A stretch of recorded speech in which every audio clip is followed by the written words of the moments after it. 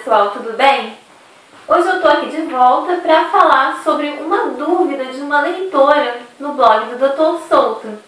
Na verdade, ela teve uma discussão com uma amiga nutricionista porque comentou da dieta paleolítica, rica em gordura e pobre em carboidrato, e a moça teve um piti, teve uma reação totalmente irracional, começou a discutir. Então eu acho que ela levou para o lado ofensivo, reagiu como se fosse uma coisa dogmática, como se fosse um questionamento religioso.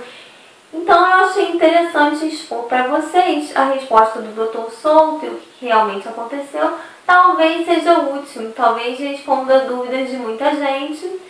Então eu vou começar. Doutor, hoje eu discuti com uma amiga nutricionista e falei por alto da dieta paleo para ela.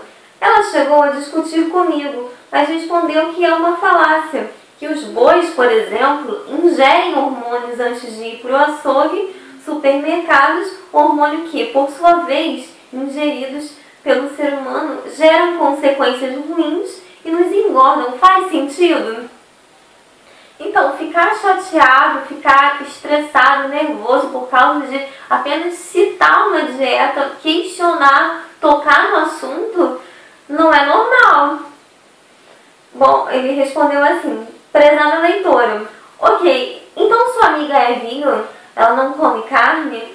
Porque as pessoas que se dizem com a dieta balanceada, ou seja, as pessoas que seguem a pirâmide alimentar tradicional, recomendada pelos nutricionistas, isso que ele quer dizer com dieta balanceada, comem a mesma carne que você.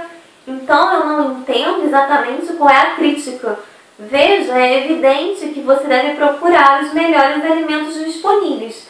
Aqui em Porto Alegre, por menos de R$6, compram-se ovos de galinhas criadas soltas e alimentadas com pasto.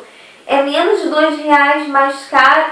É menos de R$2 mais caro do que ovos de gema desmaiada que normalmente se compram no supermercado. Mas não podemos deixar o ótimo ser inimigo do bom. Então, eu gosto muito dessa frase que o Dr. Souto sempre cita, né? Que o ótimo não pode ser inimigo do bom, porque a gente faz aquilo que a gente consegue fazer, aquilo que a gente tem dinheiro para fazer. Ele disse assim: a farinha mais integral é muito pior do que a carne mais cheia de hormônio. Quem viu meu último vídeo falando sobre os malefícios do trigo, viu que é realmente um alimento muito venenoso, muito prejudicial à nossa saúde, que causa uma série de patologias. E que as pessoas que pararam de ingerir trigo, que o Dr. William Davis citava no livro, tiveram uma recuperação quase milagrosa. Pense, a carne poderá conter resíduos de hormônios e antibióticos, mas são apenas resíduos, enquanto o trigo é quase amido puro e glúten, tirando a pouca fibra. Por exemplo, dá pra gente encontrar a fibra do repolho, na couve-flor e em outros alimentos que não sejam danosos igual ao trigo. O resto é puro veneno do ponto de vista metabólico. Da mesma forma, hortaliças podem estar contaminadas com pesticidas. Na lógica da sua amiga, não deveríamos comer salada nunca? Discordo, se pudermos comer a salada orgânica, é obviamente melhor, mas se não tivermos acesso ou dinheiro para comprar alface e tomates orgânicos, devemos então comer pizza, McDonald's, arroz, batata? Você entende o absurdo deste pensamento? Alface convencional é melhor do que alface nenhuma. Carne convencional é melhor do que carne nenhuma. Carne de boa procedência e vegetais orgânicos são melhores ainda. E os farináceos são ruins de qualquer forma. E se forem integrais, e daí o fato do tabaco ser convencional ou orgânico afeta a sua intenção de fumar? Algo que é inerentemente ruim, como o trigo, o açúcar e o tabaco, não passa a ser bom apenas porque se apresenta em uma versão um pouco menos pior. E algo que é inerente bom, como a carne, os ovos e as saladas, não fica péssimo apenas porque não são as melhores versões disponíveis, ou seja, os orgânicos, os naturais. Desculpa ser repetitivo, mas me espanta que alguém faça este argumento. Então vai lá, mais uma analogia. O dinheiro que eu tenho não é suficiente para eu comprar um antibiótico de marca, apenas o similar. Então, já que o similar pode não ser tão bom quanto o de marca, eu não vou tomar remédio nenhum? Pois é, gente, não tem lógica nenhuma nisso. Se fosse assim, quem ganha um salário mínimo assim, ia fazer o quê? Ia morrer de fome, ia se empanturrar de biscoito barato, de pão barato, só porque não tem dinheiro para comprar uma carne orgânica? Pensa bem, né? É simplesmente evidente que o antibiótico similar é muito melhor do que nada. As pessoas não precisam de uma aula de nutrição, precisam mesmo de uma aula de lógica. Mas no fundo, nem isso adianta, sabe por quê? Porque é um dogma nutricional vigente. E os dogmas são dogmas em qualquer área, são imunes à lógica, imunes às evidências. Assim, minha recomendação é a seguinte: não percam seu precioso tempo tentando convencer pessoas dogmáticas. É como esmurrar uma parede, é como querer questionar a fé religiosa de alguém. É uma batalha que já começa perdida.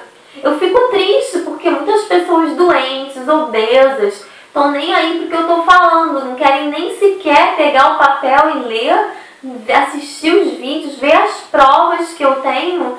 Então eu lavo minhas mãos, simplesmente eu vou lamentar pela saúde da pessoa, pela reação ilógica da pessoa de querer ignorar provas.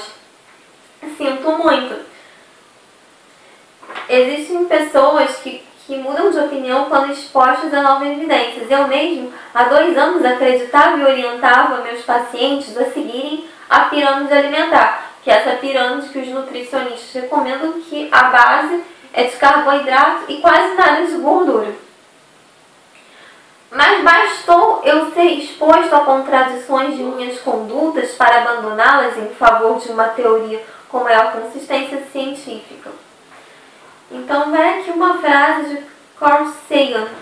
Na ciência é bem comum um cientista dizer: quer saber se o argumento é realmente bom? Minha posição estava errada. E então eles realmente mudam de opinião. E você nunca mais ouvirá deles aquela visão antiga novamente.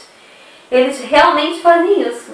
Bom, mas não se enganem, Sagan foi um cientista admirável, uma exceção. 90% dos cientistas e médicos dedicam-se para manter o status quo, reagindo ao questionamento de suas ideias como se fosse um ataque pessoal à sua honra.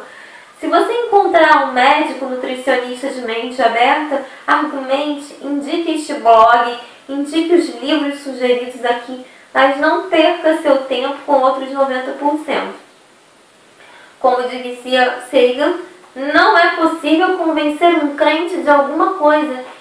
Então, é isso, gente. Eu espero que tenha ajudado muito vocês. Na verdade, não adianta ninguém chorar, espernear, bater a cabeça na parede, fazer nada. A verdade é uma só, a verdade vai ser sempre a verdade. A Terra é redonda, 1 mais 1 é igual a 2. Amanhã de manhã o sol vai raiar, você querendo ou não, gostando ou não gostando, a verdade vai ser sempre a verdade. E não adianta dar piti por causa das evidências. Ou aceita ou fica quieto. Então eu vou ficar por aqui. Espero que essas informações tenham ajudado vocês. Tchau!